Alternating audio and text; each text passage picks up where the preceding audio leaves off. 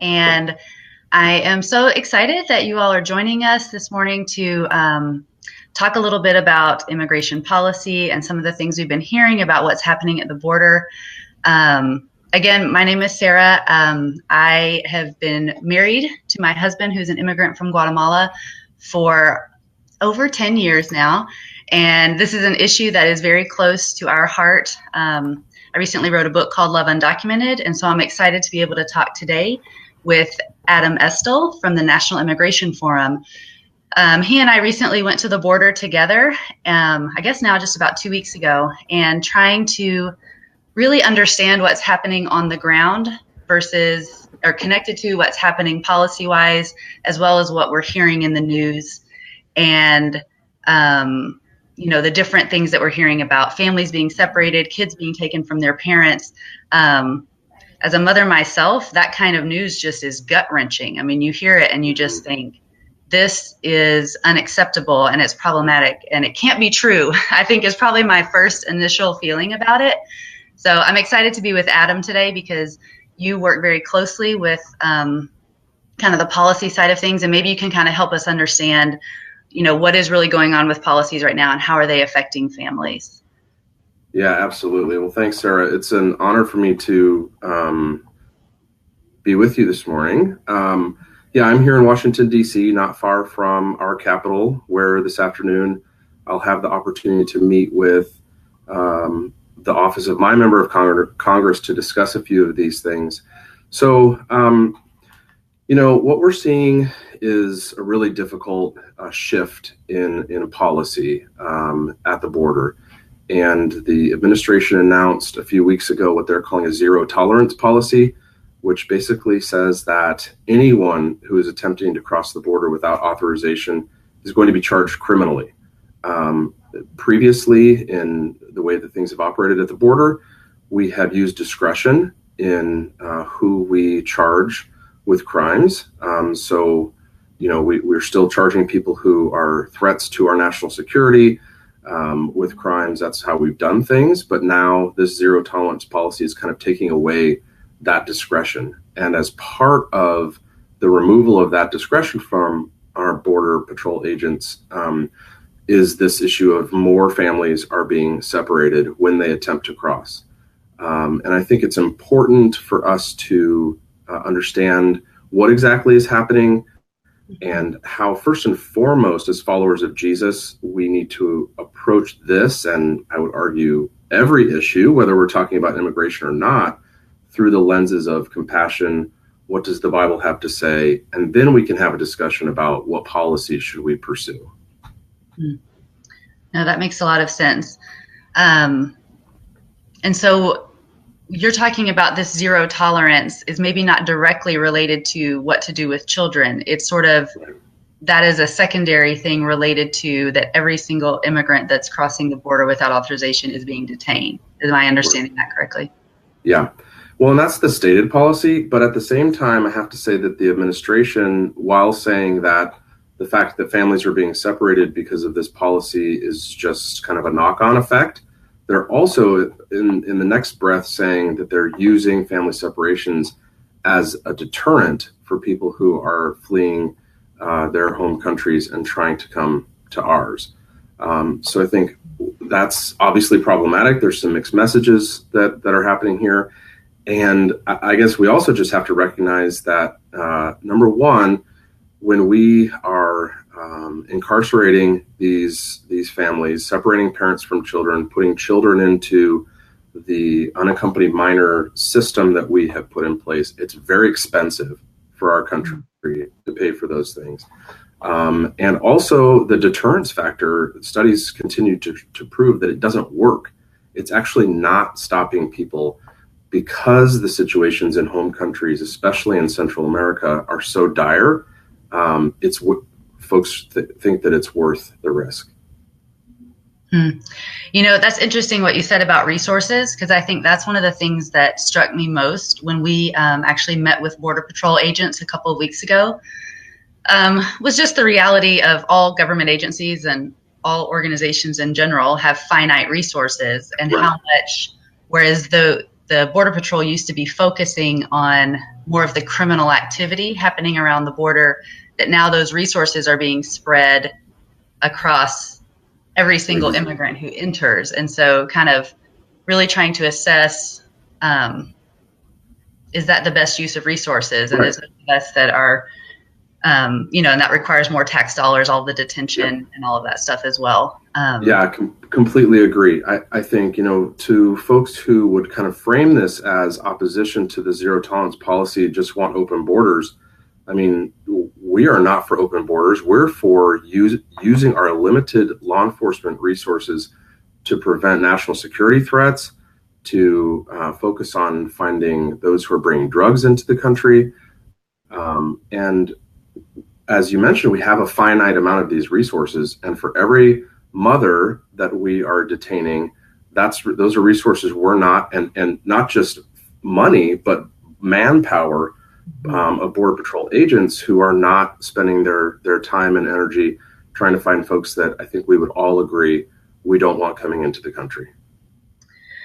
I want to go back a little bit to what you said about this policy being expressed as a deterrent for really trying to discourage people from entering. And I think that's a common response that many people have had to hearing about some of these really devastating stories from the border, is this kind of pushback of, well, if people don't want to be separated, then don't enter. And so I'm curious sort of what your response would be to that kind of question around this issue. Yeah, I've wrestled with this for a long time. I was a director of a Center for Unaccompanied Minors a few years ago when the last wave hit in the summer of 2014. And the question that I continually ask myself, so I'm a parent as well, I have 4 kids. The question that I continually ask myself in these situations is, how bad would it have to be for me to take all of the risks of making this journey, to leave my home that I love, to take all of the risks along the way, and an end result that is unknown? Will I be allowed? Will I be welcomed into the country that I'm headed to? How bad would it have to be? It would have to be pretty terrible. It would have to be completely untenable. And those are some of the stories that we just heard a couple of weeks ago at the border. We met a young father from Honduras who left his wife and 3 small children there because there was no work. And so in order to even put food on the table, he was willing to make that journey. Yes. Yeah, I think those stories, different versions of those stories many of us have heard, and it really pulls at our heartstrings, and kind of wanting to be able to, especially as Christians, be able to care for and to serve families who are in really dire circumstances, whether that's work and poverty or violence and different things. I was hoping you could maybe speak a little bit, because I think we've heard some of this language about asylum seekers, and that's a very specific type of immigrant status and situation, and how that's interacting with this new policy of zero tolerance. Yeah, absolutely. And I think this is an underreported aspect of what's happening. So there are families who are being separated, attempting to cross without authorization, attempting to cross illegally. And I would say that while we can have compassion for that situation, we'd want to keep those families together. There is the reality that those families are not following the lawful course that our laws allow for people to enter the country. And so while we have compassion for those folks, there is the rule of law that we as a country ascribe to, and is a bedrock of our society. What is really problematic, extra problematic on top of the separation of families, regardless of the situation, is that we're also separating families who are coming to our border claiming requesting asylum in accordance with both international law and the laws of our land. And so I think this is one of the things that the zero tolerance policy has been, frankly, a confusion for Border Patrol. We heard Border Patrol agents a few weeks ago say, there are no new policies, we're just enforcing the laws. And then in the next breath talked about this new zero tolerance policy. Mm-hmm. So if the PR community relations Border Patrol agents are confused, the rank and file must be even more confused. And I think that's what's happening. I hope that's what's happening, that we're not intentionally separating families of asylum seekers, but that's what we're doing. And that flies in the face of the rule of law, which is important in our country. So these folks are coming to ports of entry saying, I cannot return to my home country for fear of persecution. And we have an obligation, according to international and U.S. law, to allow these folks to have their asylum cases heard. And we should not be separating families who are requesting asylum in accordance with our law. Can you maybe just explain really briefly the difference between asylum seekers and refugees? Because I think that's a little bit of a different. Yeah, absolutely. So it's very complex if you get really into the nitty gritty. But the simplest way I can put it is refugees receive permission from the receiving country to enter beforehand. So if I'm fleeing persecution in Iraq, I register with the United Nations. The United Nations has agreements with many nations who accept refugees. A nation will say, yes, I will take Adam and his family, and then I'm allowed to enter. So it's a completely lawful way to enter a country with permission beforehand. Asylum seekers, on the other hand, are also fleeing persecution, also feel like they can't return to their home country. And the situation is so dire, they're either unable or unwilling to wait for that prior permission. So they are entering countries saying, I'm here, I can't go back, will you let me stay? So I think that's the simplest way to put it. No, that makes a lot of sense. I think we're getting lots of questions on the Facebook webinar. Great. And I think it's where many of our hearts are, is like, I think even some of the most stringent immigration enforcement supporters aren't keen on the idea of separating kids from their parents. And so we're getting a lot of questions about, what do we do? Are there NGOs who are being able to help the kids? That was from Maria and Jenna. Suzanne is saying, who do we call to put pressure on? So maybe you can just speak a little bit to how do we come alongside these families and support them Sure. in this circumstance, this really dire situation that they're going through. Yeah, absolutely. So, and I love the questions. So I think I'll start with, how can we help? There are some organizations doing just really tremendous work, both at the border and with children and families who are separated and in situations of trying to reunify. So one that I would point folks to that's doing a really great work and has been for a really long time is an organization called KIND, Kids in Need of Defense. They do a lot of work trying to provide legal assistance for unaccompanied minors, but they do a lot of work with unaccompanied minors overall. And I would say another organization that folks should look into supporting is Bethany Christian Services. So just a really great faith-based organization that's caring for children and families both at the border and in the United States. And I would say, from our experience, Sarah, that we had in Tijuana, one of the organizations that really gripped my heart, and I know yours too, because we've talked about this, is the Salvation Army and the work that they're doing, sheltering mothers and children especially, who are preparing to seek asylum. So the Salvation Army is doing really great work as well. So those would be a few NGOs that we would encourage folks to throw their support behind. Regarding what else can be done, this is regardless of the spin being put on this by the current administration. First and foremost, this is an administrative decision. This zero tolerance policy is an administrative decision because how we enforce our laws is up to the executive branch. So the presidency, those in power, the attorney general, can choose to have discretion in certain cases, or they can choose not to. So first and foremost, this is a policy that can be reversed by the administration. So if there are ways that folks can reach out to the White House via social media or other campaigns, that would be the easiest and quickest way for this to stop.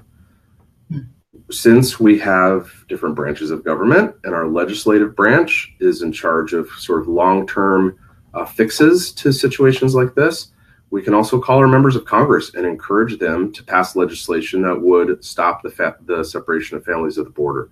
There are a few pieces of legislation that are being proposed right now.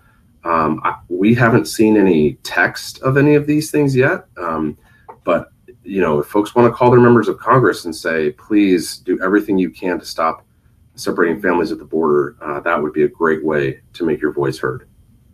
Yeah, that's a really good tangible ways to get involved. And we also, with the welcome page, are going to put together a list of resources, and we'll put that in the comments and pin it on this webinar so that folks can have that information that you've mentioned, and then other resources as well.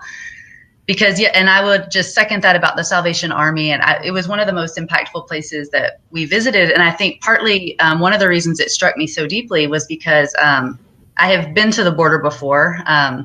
And we spent the night at Casa del Migrante, which is a shelter for migrant men. And I had been there before as well. And so even though I've been reading statistics saying that that recent immigration is much less single men and much more women and children, being in a migrant shelter where you see high chairs and baby toys and playpens was just stunning. It was just completely different than anything I'd ever seen at the border before. And it really blew my mind. And just made all of this feel much more real and a much more need to respond. Jen has asked a question on our Facebook page that I am also curious about, just around kind of what the experience is for these families and children that are currently going through this process. And she asked, what kind of oversight is happening at the detention centers? How do we know that kids are safe and being treated well? What can you say? That's a great question. The situation for parents is different than children. And part of the situation that we find ourselves in right now is that we don't have sufficient facilities for families to await a decision on for their asylum claim, for example. So that's one thing that we need to do. We need to build facilities for short-term housing to keep families together. And this is, not to get too technical, but some of the facilities that are, if fathers are coming with children, we have no facilities that would allow men and children, for obvious reasons, to be housed together. So we need to figure out a way to do that. I think the oversight at these facilities, they're meant to be very temporary. It's a holding facility for the children. Our law says that Customs and Border Patrol has 72 hours to transfer an unaccompanied minor from CBP to the Office of Refugee Resettlement, which is under CBP? The Customs and Border Protection. Okay. So they have a very short time frame to hand these kids over to the Health and Human Services Department, under which the Office of Refugee Resettlement is housed. And then kids are moved into facilities that are more age appropriate, that have toys, that have educational opportunities. But that interim time frame is very problematic because these Border Patrol facilities where the children are, again, supposed to only be held for 72 hours at the most, are not adequate for children. And when we have situations like this where the numbers increase, the time that children are held in those facilities just extends even longer and makes for some dangerous situations as well. Yeah, I think it's very startling when you kind of read headlines that talk about nursing babies being taken from their mothers, or you hear about this idea of creating tent cities or housing kids on military bases.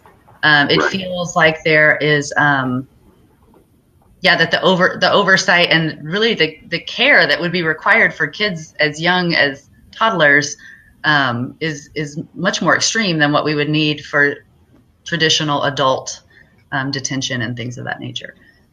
Right. Yeah.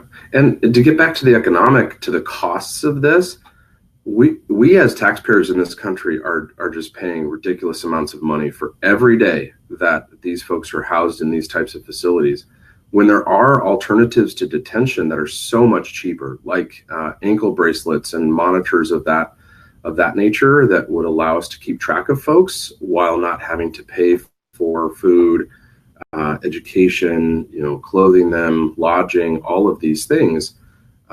So, I mean, there are ways to do this that are more humane and would be more cost effective.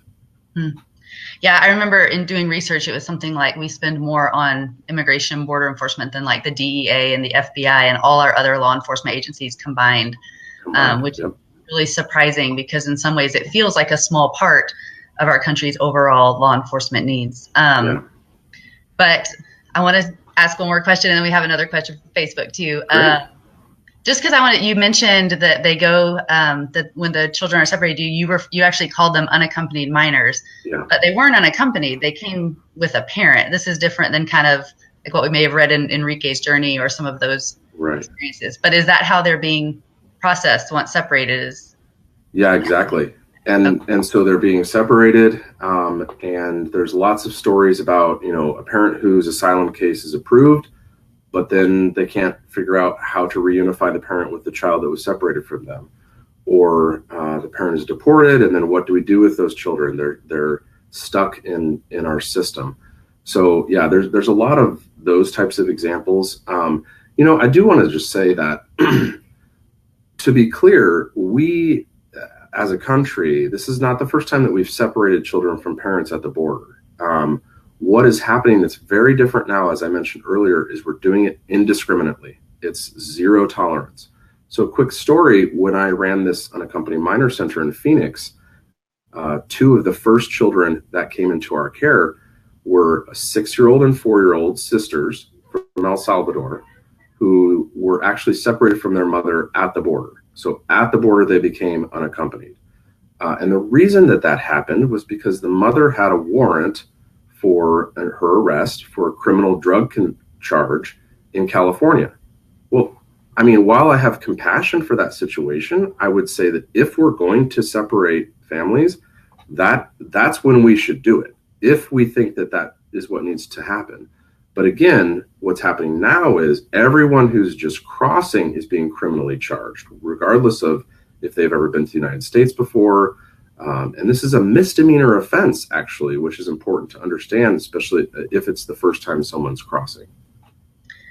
Yeah, I think what I hear you saying is that some of the experiences of children being separated is similar to any case in our country where a parent is arrested for a crime. And so like the mother that had a warrant out is arrested, and that does put her children in the system. And even one of the Facebook comments from Debbie notes that our current foster care system has its own challenges and needs support from Christians. And this is really creating, if I'm understanding correctly, a pretty significant influx into that the same system or a parallel system.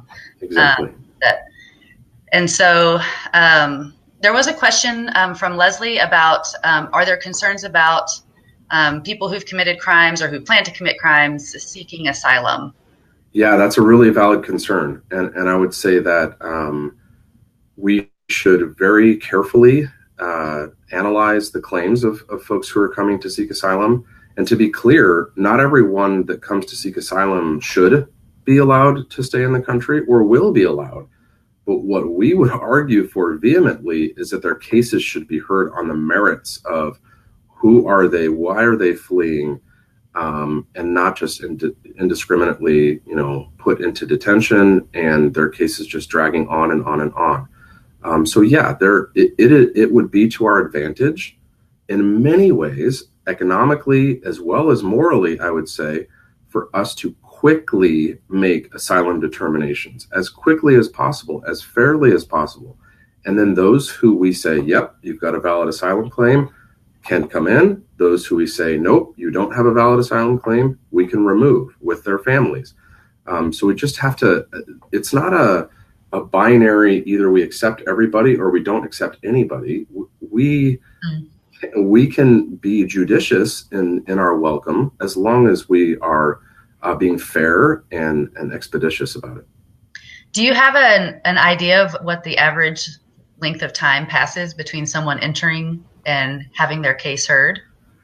What I know is that time period is growing. And part of that is because we are seeing an influx of people. The situations in the Central American countries especially, although not exclusively, continue to worsen. El Salvador and Honduras are the two, have the two highest murder rates in the world, higher than anywhere in the Middle East, which is probably what most people would think are the most dangerous places. And those are our neighbors. This is our side of the planet. And I would say that as the most powerful country in the world with the most resources in the world, people ask about, well, how are we going to fix this problem? Because right now we're talking about symptoms, right? We're talking about asylum seekers who come. We're talking about what are we doing with families, which is we need to talk about. But we also need to be having the long-term conversation about how do we help these countries recover to the point where the Carlos that we met at the Casa del Migrante doesn't want to leave Honduras. He told us Honduras is the most beautiful country in the world. He didn't want to leave. So I think there are some things we can do as a country that would really be smart in the long term to help to change some of these situations. That's a really encouraging word. And there's other questions that I want to ask you that people are sharing, but I also know that we're coming up on 30 minutes. And so I want to sort of kind of ask you, like, what, as a fellow believer and as someone who is really connected and active in this world, what is sort of your hope for how Christians might respond specifically to this current circumstance, and then maybe immigration more broadly as well? Yeah, absolutely. I mean, I think the way I hope followers of Jesus are responding is exactly what's happening. People are outraged and they're looking for places to go and looking for ways to change what's happening. And I think that's beautiful. And I hope that we are able to have some holy discontent and maybe even some holy anger about what's happening. My hope is that we don't demonize as we are really fired up about what's happening. What's not helpful is to further the polarization that is already such a problem in this country. One of the things that I've been really working on is praying for those that I disagree with. So if you're fired up about this as a follower of Jesus, one of the things that we're commanded to do is to pray for our enemies. And so if that's the way that you view this situation, I hope that we're all praying about what our response should be, that we're praying that the Lord would change the hearts of those who are in the positions of power to make decisions. And then we also put feet to our prayers, and that we do bang on the doors, either figuratively or literally, of our members of Congress to say, hey, we live in a representative democracy. You work for me. I vote, and you need to represent me and my church, the other women that I'm involved with, who this has crossed the line. There's been a lot of things that have happened in the immigration space that we could, I joked yesterday with you, Sarah, that there's so much to talk about. Is this going to be a 3-hour webinar? Yeah. Which I'm glad it's not. I'm sure our viewers are too. Sure, everyone's glad about that. But this is, my hope is that this is a wake-up call to us. And we do have, as members of a democracy, the power to make change. And in Proverbs, we're actually told that we have the power to act and that we should use it for vulnerable people. And this is a test, I think, to put it bluntly, of are we going to live out our values? Who do we want to be as a country? And I guess I would also say that we remember that our highest citizenship is not as United States citizens, that our highest citizenship and allegiance should be to the kingdom. And this is an opportunity for us to live into that. That's a really beautiful and powerful kind of vision of how the church can engage and respond in sort of this value-based way. And I want to thank everyone who joined us for this live. I appreciate your questions and your thoughtful comments. And we will also, again, be providing that resource that gives kind of practical ways that you can support organizations who are at work on the ground, as well as engage with your representatives and different things like that. Thank you so much, Adam. It's always great to talk to you. And thank you so much to our Facebook community. Everybody have a great day. Thanks for the opportunity. Bye. Bye.